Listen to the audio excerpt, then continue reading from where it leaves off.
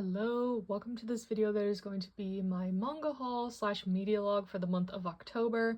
Yes, we are continuing the combination of these two types of videos that I was usually doing separately, just to make it easier on myself. But not sure what order I'm going to be posting these videos, but I did just get back from South Korea and Japan, so I kind of had a big pile of books waiting for me, but not as many as I was expecting to get, and I'll talk about that later, but going through ones that I have already opened, some pre-orders from Barnes & Noble. We finally got volume 4 of March Comes in Like a Lion. With every volume of this, you know, it gets delayed. I think this one got delayed for a year and a half, something like that, but it's finally here. I really do love the quality of the release of these, and I'm excited to be able to continue with the story finally. This one is about a guy in high school who is pursuing a shogi career. It's kind of like chess. So he has a very, different life than, you know, a typical high school boy. And he's going down a path of, potential destruction and depression and stuff like that just because of how isolated he is in this career path that he has until he meets this family of sisters who kind of bring, some spark back in his life. So I really like this one. The anime is great. And speaking of series I love, we have the sequel for Our Dining Table, Seconds Please. I believe this will be a couple volumes. But Our Dining Table is one of my all-time favorite one-shots, or so we thought. It's not a one-shot anymore. About this kind of salaryman who meets this other guy, and they start bonding over food, and this guy has a little brother that he takes care of, so yes, cute kids, LGBT+, adults, everything that I love. Definitely gonna reread Our Dining Table before diving into this, but super, super excited. Then I got volume 14 of The Apothecary Diaries. I am obsessed with the whole world of The Apothecary Diaries. I'm keeping up with the light novel, the anime, also the manga. The manga is now behind where the light novel release is in English, so I have, experienced this content, but always excited to relive it in different forms. Then I got volume 19 of Chainsaw Man. I am still so many volumes behind on Chainsaw Man. I don't know why I keep pre-ordering this one. Usually I try not to pre-order if I haven't read at least 2 volumes from where I'm pre-ordering, but for this one, I guess I never realized how, far behind I am, but, soon, hopefully. Maybe for Halloween, it's October 24th, so maybe I'll have this for my little spooky read, as someone who doesn't really read spooky stuff. Then we have volume 9 of The Fragrant Flower Blooms with Dignity, yay! Again, I'm, caught up with this on K-manga, so this is all reread if I want to read the physical volumes. The anime did finally release on Netflix, so I need to watch that, of course, but it was a little bit of weirdness with that, because they didn't release it weekly when it was coming out in Japan. They released it afterwards, so people were getting kind of discouraged seeing clips of it from other sources and stuff like that. So yes, we'll be watching soon for sure. Then I got volume 13 of Cross by Love with Talkback Spunk, one of my favorites that I always read immediately after getting these volumes about cross-dressing and some shenanigans, and this one's really fun in my opinion. Volume 9 of Tamon's B-Side. This one is also a fun shoujo series about idols, so definitely up my alley for sure. Volume 15 of A Condition Called Love. The last volume actually came out while I was in Japan, but I didn't find it. It wasn't anywhere I was on release day, so I believe it's volume 18 or 19. So we're quickly approaching the end of this one that I love so much, also a high school romance. Then I got volume 4 of Men of the Harem. I feel like it was a couple months ago where I just went on a binge and read the whole series on Webtoon. It's ongoing, but it stopped at a season, so I read all the available chapters. This is by the same author as The Remarried Empress, and I just really like it. I like the drama. This one is very drama-filled. And later on in the series, there's also some, fantasy elements that are a little bit weird, but, I'm so deep in the series that I'm still liking it. And then from Eyes Press, they did send me the Seven Fates Chaco novel. I still haven't read the manhwa version that they sent me, so maybe I'll do a giveaway with this for someone who loves BTS, because I'm not sure if I'll ever get to it. This is a huge book. This is a tome. But if the story is amazing, let me know and maybe I will give it a shot. But I think they're also publishing the Unhyped one and the TXT one. So if you're a fan, look out for that. And then we have some boxes. So the story with these boxes, these are all Barnes & Noble orders. But while I was in Korea, something happened with my credit card and I had to get a new credit card. But all my pre-orders until next year are linked to that old credit card. And I didn't see the email they sent me to ask me to update my new credit card. I don't think it actually came in time. So basically I lost the rest of my pre-orders for the month of October, which was really sad because that included the last volume of My Hero Academia. So I'll have to reorder those eventually. which like doubly sucks because all these pre-orders I get for like 35% off, utilizing sales, and I do it really diligently, so you know, it's okay. I was having the time of my life in another country, so missing out on like 10 volumes of manga is fine, that I'll have to pay full price for, or maybe I'll order them on a Libris, but yeah, so the rest of my pre-orders that I was anticipating to get did not show up because of that, but I still have some boxes here, so I'm not really sure what they are. We'll find out together, I guess. Okay, I know what this order is. So, Barnes & Noble also had a like buy one get one 50% off manga sale, and they almost never do like dedicated manga sales, so I did pick up a few things that like I had missed the pre-orders on, but then it also included like danmei and light novels and manhwa, so it wasn't just like a manga exclusive thing.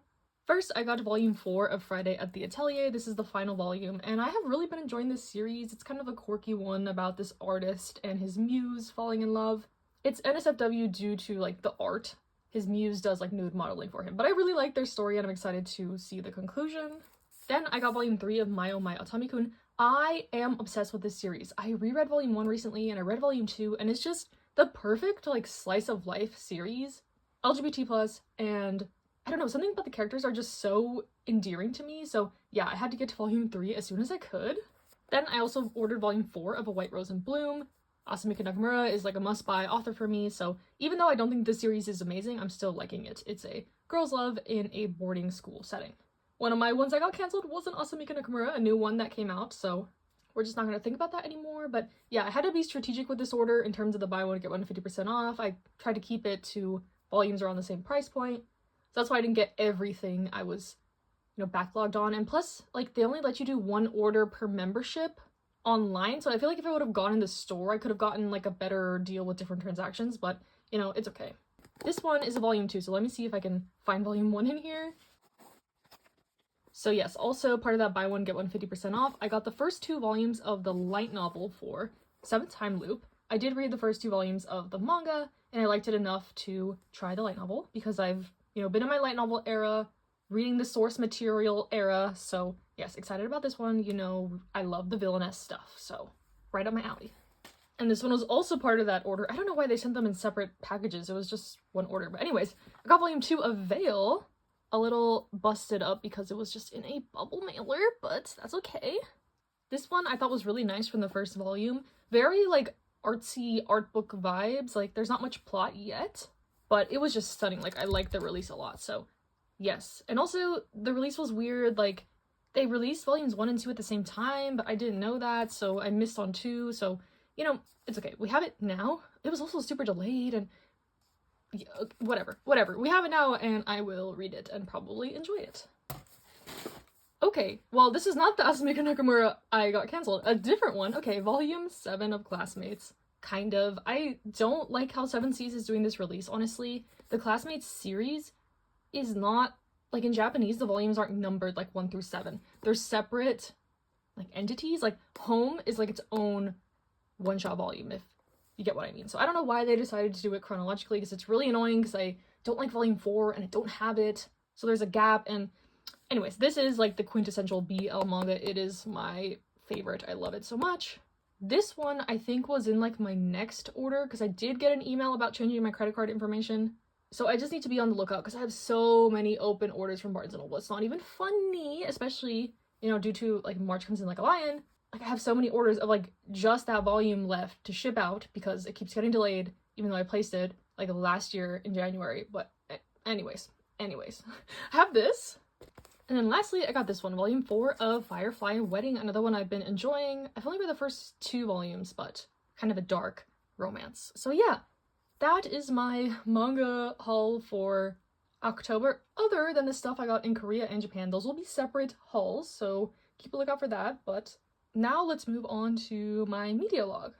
Okay, on to my media log for the month. My media consumption has been abysmal for this month because I was traveling. That's gonna be my excuse. So like literally I have almost nothing to talk about, but I downloaded so much stuff for the plane ride. Like I was so ready to read a bunch of manga, read a bunch of One Piece, like I had it all downloaded and ready to go. But what ended up happening was I just felt really sick on the flight to Korea, so all I did was listen to a whole audiobook. And that audiobook was called The Wedding People. So this book was about our main character who has divorced her husband, is just feeling like really kind of down in life, and she wants to commit suicide. So she goes to this oceanside resort that she had always wanted to go to, and that's where she plans to commit suicide because she's like, I want my last days to be like amazing. So she goes there, and it turns out that the whole place has been booked out for a wedding, and there was a mistake in the system that let her even book a room. So she's the only one in this whole hotel who is not part of this amazing luxury wedding. But one of the first people she runs into is the bride, and the bride is super confused. Like, who are you? Why are you here? You should not be allowed to be here. Like, I booked out this whole hotel. This is for my $1 million wedding. Like, you are not part of the plan. Especially when she finds out that this woman is planning to commit suicide, because she's like, no, no, no, no, no, that is not happening on my wedding day. So they kind of get quickly intertwined with each other. You learn about their backstories and other people involved in the wedding and drama. And these are the kinds of stories I like. Like, I like rich people drama. I like, you know, relationship type stuff, exploration into those types of things, dynamics. So I thought this book was okay. Like, it wasn't amazing. It was pretty open-ended. Some of the characters were annoying, but I wouldn't say it was a bad book. This was like a perfect one for me to just close my eyes and listen to for like 10 hours because I cannot sleep on planes. So other than that novel, I read 2 volumes of Let's Eat Together Aki and Haru. I believe this is a trilogy, but then there's also like a sequel series of them later. So this series was actually really cute. It's about these 2 roommates. They're in college, kind of about to graduate college and figuring out the future for them, and they bond through food. So this is one kind of like the college version of What Did You Eat Yesterday, basically. And, you know, there's some, like, tension, unresolved feelings there. They've been friends forever, that type of vibe. So I thought it was really cute, and the food looked delicious. I love me a good LGBT plus food-related manga, as we know. So that is literally all that I read this month. For what I watched, I did finish season 2 of Dress Up Darling. I watched the last episode of Let's Go Karaoke, which I am still very much obsessed with. I'm sad I didn't find any merch in Japan of it, but I did go to karaoke for the first time, and I was living my Let's Go Karaoke dreams. Except I wasn't, like, coerced by a Yakuza to teach them how to sing, so anyways.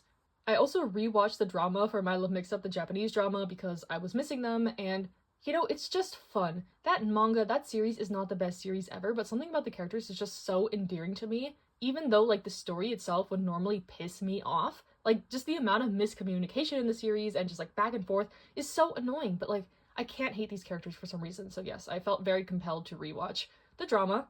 And then after getting back from Korea, being in my ZB1 post-concert haze, I rewatched Boys Planet 1, which, you know, yeah, like, why would I put myself through that torture, honestly? But overall, like, it was a different experience. So the first time I watched Boys Planet, like, live as the episodes were airing, I had my heart, like, really guarded. So I love survival shows. I've always been a survival show fiend, like, growing up, you know, I was watching Survivor, American Idol, X Factor, America's Got Talent, like everything. Like, I love that stuff. It's ingrained into me. Project Runway, America's Next Top Model. So when I got into K-pop and found out about the survival shows, I was like, oh, this is like perfect, an intersection of my interests. So I got heavily invested in Produce X 101, and we all know how that ended. So this time around, I was like, okay, like, I'm just gonna watch it just for the vibes. I'm not gonna attach myself to any trainees. None of that. None of that. I didn't even vote until the final, like, when you could vote for the 3 picks and then the 1 pick. And even then, I was like, oh, I just really like these trainees. Like, they're really good singers and dancers. But I wasn't like, I need to stand them. If they don't get into the group, I'm going to be devastated type vibe. So I watched the show, whatever. And slowly but surely, I ended up standing ZB1, and we know where I'm at now with that.